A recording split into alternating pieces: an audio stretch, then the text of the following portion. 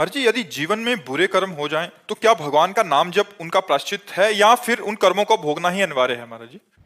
भगवान के नाम जप से तो नष्ट हो ही जाते हैं, लेकिन वर्तमान के बुरे कर्म, जो कर्म प्रारब्ध बन गया है वो भोगना पड़ेगा। जैसे कि पिछले जन्म के जो भी हुए, जिनमें से जो प्रारब्ध बन गया है, इस शरीर की रचना के समय जो प्रारब्ध बन गया है उसे भोगना पड़ेगा, उससे नहीं काट सकते।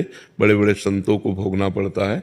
अब जैसे हम इतना डट के नाम जप करें कि पहले वर्तमान की गलतियां जो हमारी हुई इस जन्म में वो पवित्र हो जाएं, फिर पूर्व जन्म के कर्मों का जो संचित माने गोदाम जमा है वो भस्म हो जाए और प्रारब्ध को भोग लें, तब हम निष्पाप हो जाएंगे। बहुत बड़ा कार्य है।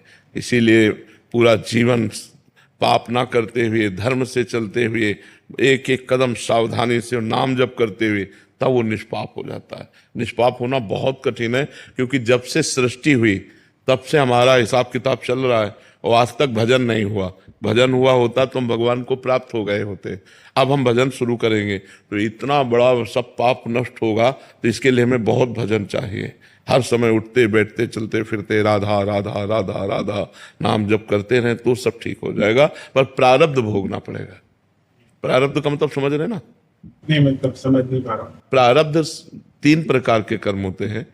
एक क्रियमाण कहते हैं, जो इस समय आप कर रहे हैं, वो 2 प्रकार के होते हैं, एक पाप और एक पुण्य। क्रियमाण जो अभी वर्तमान में आप कर रहे हैं इस जन्म में, ठीक है। संचित कहते हैं जो करोड़ों जन्मों के पाप और पुण्य जहां एकत्रित हैं आपके, उस रजिस्टर को संचित कहते हैं।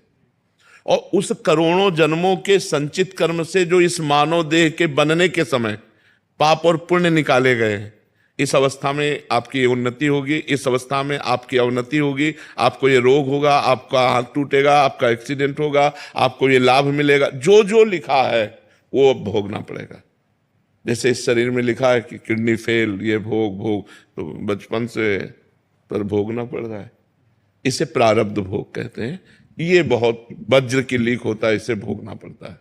तो हम भजन करके संचित को मिटा सकते हैं, भस्म कर सकते हैं और क्रियमाण को सुधार सकते हैं कि पाप कर्म ना हो, लेकिन प्रारब्ध को भोगना पड़ेगा। इसीलिए कहते हैं कि देखो, भजन करते हुए वो दुख भोग रहा है, उसको क्या लाभ मिला?